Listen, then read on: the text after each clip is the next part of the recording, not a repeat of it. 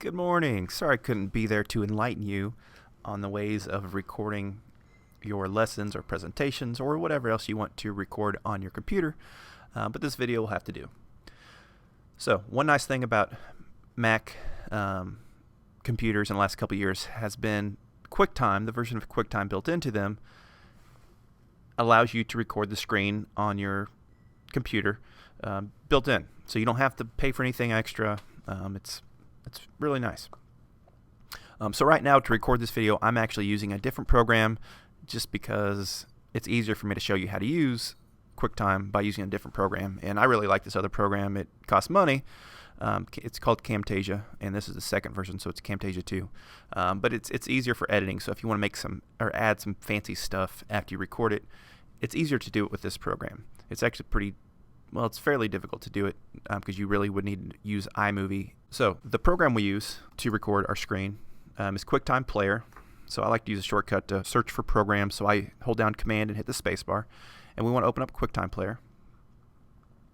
Now if you have a box that pops up like this on my MacBook Air, this doesn't pop up, only on my desktop computer, which is what I'm using right now. Just hit Done, and then we want to go up to Quicktime Player and hit File and go to New Screen Recording. And we should have this little dialog box pop up, and beside the record button right here in the middle, we need to choose our microphone. So most likely you're going to want to be talking through at least part of your recording, so you need to have the microphone active to do that.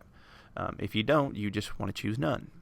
So on our MacBook Airs, unless you have another mic plugged in like I have right now, the blue snowball that's showing up on here is the mic I have plugged in, just because my desktop computer doesn't have a built-in mic like our laptops do. So what you would choose on your laptop is built-in microphone, internal mic.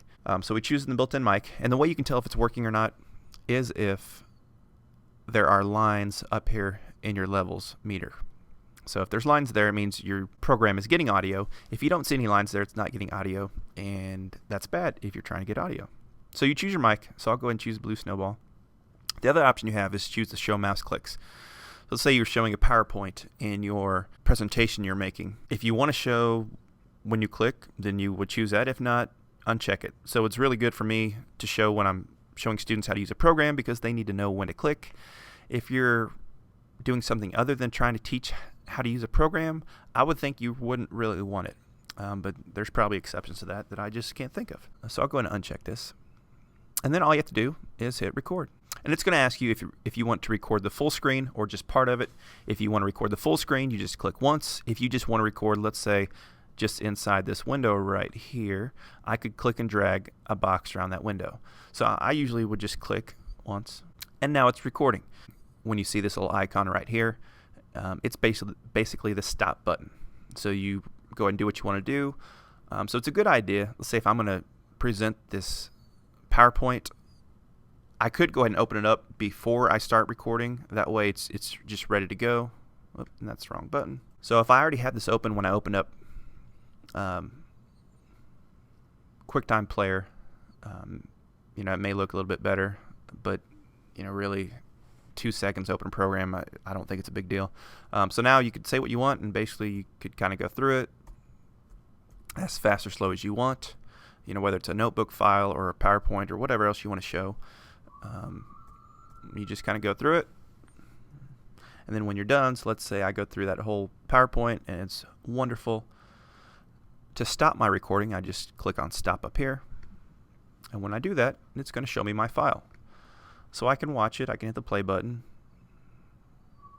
and then it's recording, and it's recording when you see this little icon. And then you can kind of scroll through it if you want to scroll through it and just watch it. The one bad thing about this is that if you make a mistake, there's no easy way to edit it. It's there, so you would need to re-record it.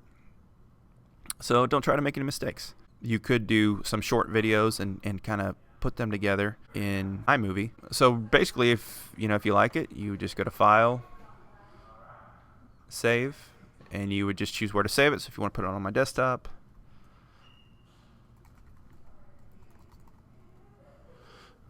we can just hit Save. And depending on how long it is, it'll take longer to save, but it most likely won't take very long. And then basically you have your file. So I saved it to my desktop. I can move this other stuff, look at my desktop, and I have my movie right now.